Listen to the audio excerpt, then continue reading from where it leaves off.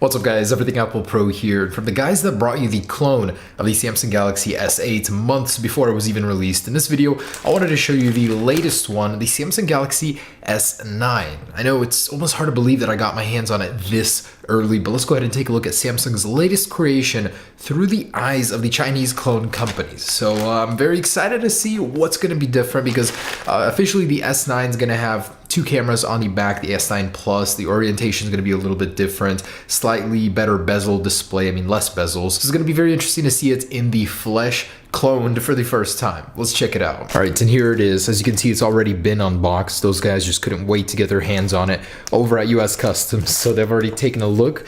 Regardless though, here we go. Oh man, need a bigger knife for bigger projects. Okay. Oh boy, here it is.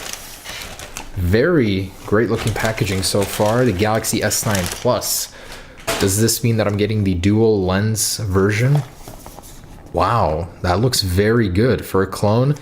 They got that down. It's mimicking the Galaxy S7 and S8 packaging. Now, taking a look back, this is what we got, the generations of clones with the Galaxy S8. We had the original Batman phone, and this one, I think this was Olympic phone. And progressively, the displays did get better. Eventually, it was an 18:9 display. It wasn't, super great, but pretty close to the real deal, just a little bit of a thicker chin. So let's hope they made more improvements to this other than just reskinning the Galaxy S8 clone. Officially, we've got 8 megapixel selfie camera, IP68 water resistance, 64 gigabytes, 6 gigabytes of RAM. Looks like they were following up on the rumors because that is what's rumored to happen. Rounded corners, Quad HD, an earphone tuned by AJG.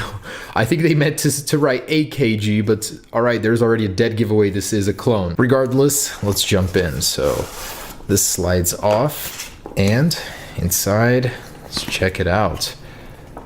So it's upside down in the box to begin with, and it's not very pretty. This packaging, oh man, they get this wrong. If they want to go for the experience that Samsung delivers, they really got to step this game up. But regardless, we do have a little placeholder sticker here, Galaxy S9 Plus. And man, that is heavy, like super heavy. This feels like a brick in your hands. It's quite thick for what it is, and ooh, looks like we got another Olympic phone here, the SH. Okay, let's peel this front one off. So this looks pretty identical actually to the Galaxy S8 version on the front. It's got some thick bezels. I thought they were going, forward with the bezel reduction, not backwards, and making them even thicker. It is still an 18:9 display, so I guess that's good. Button placement. Oh wow, it comes turned on already and activated. That's convenient. They save you the hassle of having to go through the activation. On the back, as you can see, there is that dual pixel camera, dual lens, and the new flash placement on the right with the heart rate sensor. So all of this most likely is fake. I can already tell the bottom one definitely, there's no way that's real. It just looks like a piece of plastic. Over here, very, very likely that is not a real heart rate sensor.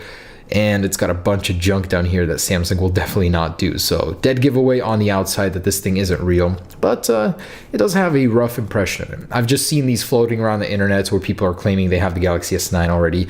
Definitely not the real deal. Okay, what do we got on the front here? So we do have the interface from the S8, and the home button can be pressed, but not 3D touch. Comes with a wallpaper saying Galaxy S9 Plus. Very nice, all right. Swipe screen to unlock. And it's in the phone app. Looks like someone was trying to desperately call for help before the phone got packaged. Okay, so let me go ahead and connect to Wi-Fi real quick. All right, guys, and here it is. So let me turn the brightness up. As you can see, they did mimic these settings from the official Galaxy. I've got that going here. And let's check out the display, how bright it gets. Usually these don't, go very bright. So brightness level. Oh, wow, that's it. That is it. Not very bright. So I thought that it would be a little bit more visible, but it's pretty dim for a clone.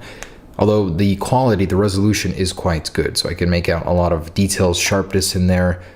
That alone is pretty decent. It does have a slight curve going on the edge of the display, so as to mimic sort of an edge feeling. It does have the edge swipe in here. So they did do well on the design, but it just is chunkier. The Galaxy S8 standard is so thin in comparison. And if I actually grab a Galaxy S8 Plus, you can see that size-wise, they are almost identical. It's just the screens the screens end in different places there on both the top and the bottom. With this wallpaper, it's kind of hard to see that, but yeah, that's pretty ugly for a chin down there. Otherwise, let's check out the software, see how closely they imitated that. So we do have a swipe up to go into the menu, and everything is pretty responsive for a clone. I'm not used to seeing this sort of responsiveness. It's pretty snappy, I'd say. So going into the settings, let's check out what version this is running of Android. And Android 7.0, 8 core, highly doubt that. So we do have that edge swipe, and you are able to go through multiple pages here, set your own shortcuts. They did mimic that pretty well. Over here, it has the Bixby interface. So if I hold the Bixby button, it'll bring that up. I do wonder if you could change that on here. I think that'd be pretty cool.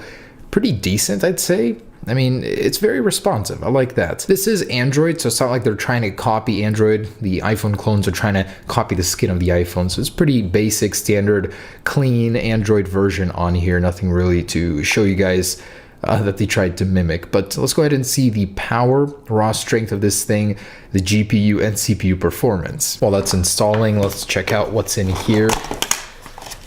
So, knockoff Samsung charger, headphones tuned by AGJ or AJG, USB-C. Oh yeah, this thing does have a USB-C port, so they're on track with that. Super chunky here from the bottom. And actually comparing it to the Plus versions, you can see that one's a little thicker. Still though, this one's ridiculously chunky. Placements are pretty accurate though, so compared to the Galaxy S9, this thing is going to be pretty close. Even before that's been released. Oh, not turned on. And actually the fingerprint sensor location seems to be pretty great. Like it's going to be better or easier accessible than the other one on the Galaxy S8 Plus. As you'll know, it's directly in the middle. You won't have to go searching for it. This one is definitely going to be a much appreciated change in the Galaxy S9. So I can't wait to use that in real life. Oh my gosh, what a overlook of detail. Over here, when you're trying to close the box, they literally did not make a slit for this little thing to go inside, so it's just flapping around here. That's literally how cheap they are with trying to produce the box. All right, so with all that installed, let's check out Geekbench 4. Show us what we have under the cover here. So 4 cores at 0 hertz. This thing is calling it out like it is. There is no octa-core processor in here. It's just for quit your BS. Those are all 0 gigahertz. On the bottom, 3 gigahertz. Highly doubt that. Android 7.0 and an MT6580 CPU, which is bottom line, completely bottom shelf. Let's see what kind of numbers we can get out of it. And that's going to be a no on the Geekbench, as the application crashed at the very end of it. I'm sure they don't want you to see the pitiful score. Although on the other hand, I did run Antutu, and this is the GPU score, 21,811. For comparison, the iPhone X gets around 200,000. So that's a 10 times difference there, and pretty in line with most clones that we're seeing. So probably no change there, although I would actually like to see the specs they listed here. And that is indeed running Android 7.0, 32-bit, a 1440 by 2560 display, which is pretty impressive. Camera 12.6 megapixels, not a chance. And RAM 3 gigabytes. No, there's no way that's 6 gigabytes. I'm sure this thing has like 1 or 2 realistically. 64 gigabytes of storage, highly unlikely. So there it is on the specs. You know, the design is there. Let's go ahead and check out a couple other things. First, the fingerprint sensor. So if it's real, because it does feel pretty genuine, I want to go ahead and see if I'm able to scan my fingerprint. So let's see if that actually works. Oh shoot. If I place my finger on it, it does sense that my finger is there, but there's no way that it just scanned my fingerprint that easily. So I'm sure it's a dud, just a touch sensor. So let's give it a test here. I'm going to lock the phone, and with the fingerprint on the back, oh, I do have to have it like this. Oh yeah. So that is ridiculously fast. I'm skeptical. Let me use a different finger. Oh wow. Yeah, that's too fast for it to be real, and it works with any finger. So it's just a touch sensor behind there to give you the impression that it is a fingerprint sensor. So next up, let's go ahead and test out that new dual lens setup, see how incredible it is, because this thing apparently on the real one is going to best the iPhone X. It's going to be an even better sensor, especially for low light. So let's check that out. All right, guys, this is the new dual lens sensor on the Galaxy S9.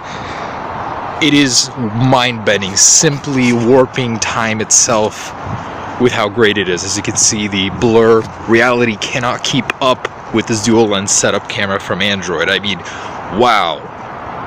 This is the first time I've actually had my reality warped in front of my eyes. as you can see, there's that. I'm literally just moving this thing around simply, and it's like I'm in another galaxy. Oh my gosh.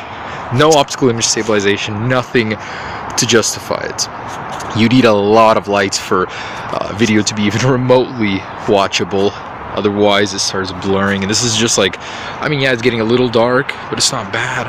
This is awful. This actually might take the cake for being the worst, absolute worst camera I've ever seen in a clone. The front-facing camera is changing the color outside. I'm not sure what that's about. So, wow, you guys did it. The Galaxy S9 has the worst clone camera I've ever used. So, great new award. I should start a award list with that one. And I want to test out that speaker quality. I know Samsung's always suffer with that, so let's see how it sounds. So, we got a brand new one here. Oh my gosh. This video is, can we destroy it? That is actually pretty terrible. Test, we weren't actually. It sounds like I'm listening to it from really far away, even though the speaker is right here. Very quiet too, by the way. So speaker is pretty bad. All right, so lastly, I mean, I've covered everything from software to hardware. It's acceptable, I guess, for the price I paid, but I definitely wouldn't use this thing as a daily driver. I want to see what's inside this thing, so let's peel it back, check out those internals, and I'm hoping this isn't glass again, so I don't break my phone. I mean, step one, don't open it with a knife. And I believe, yeah, that's plastic, so I should be able to just pry this right off. Okay, and what secrets lie in store for us inside the new Galaxy S9? The new Exynos 9810 processor, 6 gigs of RAM. Nope, just some Chinese internals. Okay, so lots of adhesive on this one. Massive battery, 3000 milliamps. So the actual Galaxy S9 battery is rumored to be 3200 milliamps on the standard smaller one. The Galaxy S9 Plus unknown, but that's pretty big for a clone. I'm sure it lasts a while too. Fingerprint sensor all in one, so it's just a little basically sensor underneath it. Definitely a dud on the camera, but all right, pretty typical for a clone as far as the insides go, so nothing extraordinary there. Flash, and by the way, the sensor right there is completely fake, so nothing going on there for the heart rate sensor. I'm sure there's a micro SD slot in here somewhere. I'm not gonna get in there. All right, so there are the internals. All right, guys, so there it is, the Samsung Galaxy S9 in clone format. Do yourselves a favor and save $100 by not buying this piece of turd. So honestly, I don't like this one. The Goophone iPhone 10 clone is actually much better than this one. This one doesn't really do anything well. The display is not that great. I mean, it's really chunky, it's really fat. I mean, it's typical as far as clones go, but you're not going to be fooling anybody with this one. They will definitely have to step up their game if they want to fool you with the Galaxy S9 title. In any case, we're just a month or two away from the release of the real one, so I'll see you guys back here for that one. Very, very excited for that one, actually, with the Snapdragon 845 processor. I'm really hoping it'll begin to compete with the iPhone 10. As for this guy, just another reminder that the real deal is always the best way to go. Thanks for watching, guys. Hope you enjoyed it. Peace.